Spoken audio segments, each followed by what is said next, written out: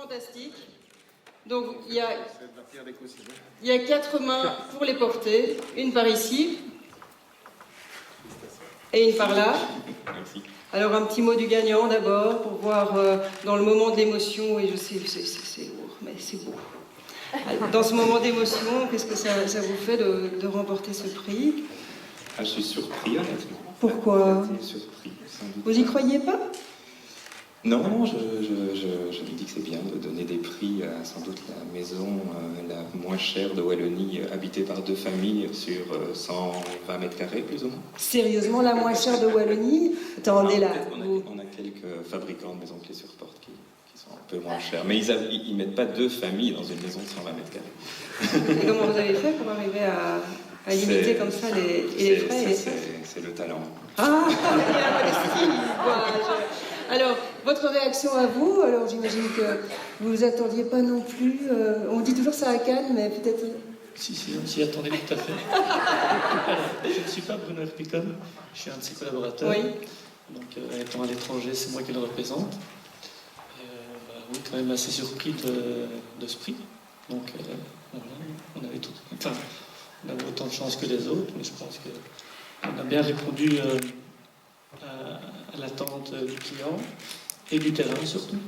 Donc, Compliqué? pas du tout compliqué, en fait, c'est lui qui a tout dicté. Et donc, Il savait ce qu'il voulait? non, Ou le terrain a tout dicté, pas le client? le client nous a laissé une entière confiance et voilà, c'est tout ça. Alors, on va aller voir le jury pour essayer de comprendre pourquoi on a mis 2 ex-aequo, parce que quand même, on dirait qu'on n'a pas voulu choisir. Basile Gros, 2 ex-aequo, c'était vraiment impossible à départager, ou bien vous n'avez pas voulu faire de jaloux, ou bien vous trouviez qu'ils se valaient l'un l'autre et que vraiment votre cœur était déchiré s'il fallait choisir.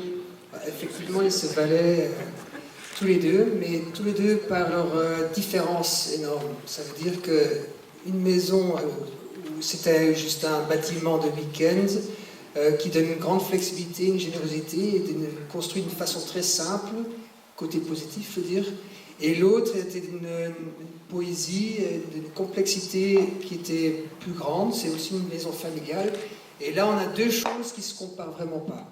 C'est d'un côté le côté week-end temporaire, l'autre côté quelque chose qui est toujours en permanence occupé.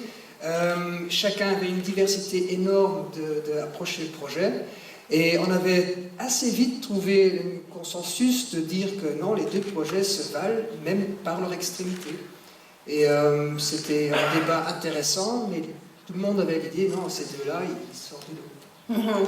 Alors est-ce que les clients ont tendance à chercher l'originalité ou bien au contraire, parfois, un bon petit rapport qualité-prix, il ne faudrait surtout pas sortir du budget, ou là, vous avez tombé sur des clients qui avaient envie d'audace?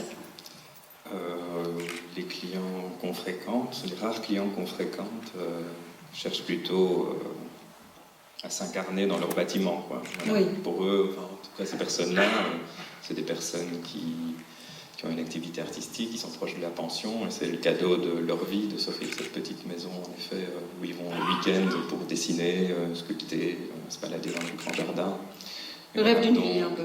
Voilà. Ouais. Et vos clients à vous, après je reviens chez vous, c'est Furlan, vos clients à vous, parce qu'on a envie de savoir hein, qui s'offre, qui a envie de se réaliser ce genre de projet, comment les décririez-vous? Les clients à nous, ils viennent à l'atelier, alors ils nous emmènent avec eux, ils nous donnent le programme. Et ici, c'est très intéressant parce que la recherche de la texture du béton a été vraiment un travail d'équipe.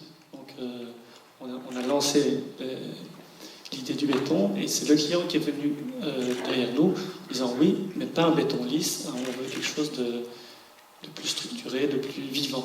Ah oui, voilà. il avait une idée précise, il travaillait avec l'architecte. On a cherché.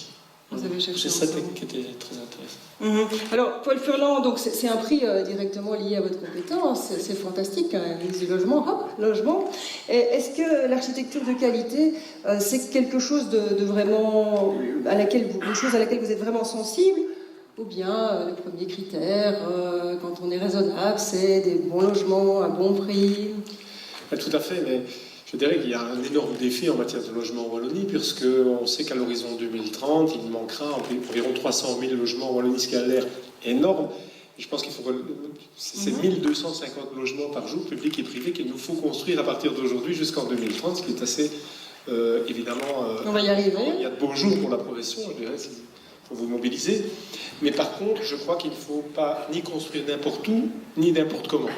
N'importe où, vous savez que dans les années 70, on a consommé beaucoup de territoires, l'étalement urbain, ça a créé un besoin de services collectifs. Et donc aujourd'hui, notre défi, c'est de reconstruire la ville sur la ville, de réenchanter la ville, de réattirer finalement des revenus en ville. Ça me paraît très Donc des nouveaux quartiers, et il y a toujours question de nouvelles villes, ou bien c'est plutôt des nouveaux quartiers? Écoutez, là, nouvelle ville, nouveau quartier, reconstruire la ville sur la ville, je pense qu'il faut un mixte en Wallonie de ces différentes politiques.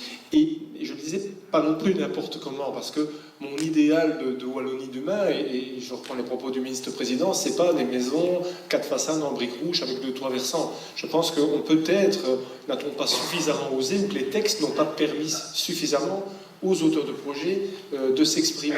Et l'idéal, c'est une Wallonie multiculturelle, c'est aussi une Wallonie multidiverse en matière d'architecture. Alors, pas pour ça qu'on fait tout et n'importe quoi, mais je crois qu'un décideur public doit être particulièrement attentif. C'est le travail qu'on fait au niveau de la politique de la ville, qu'on aura l'occasion de présenter au gouvernement dans quelques semaines, avec le ministre Carlo Di Antonio, avec le ministre-président.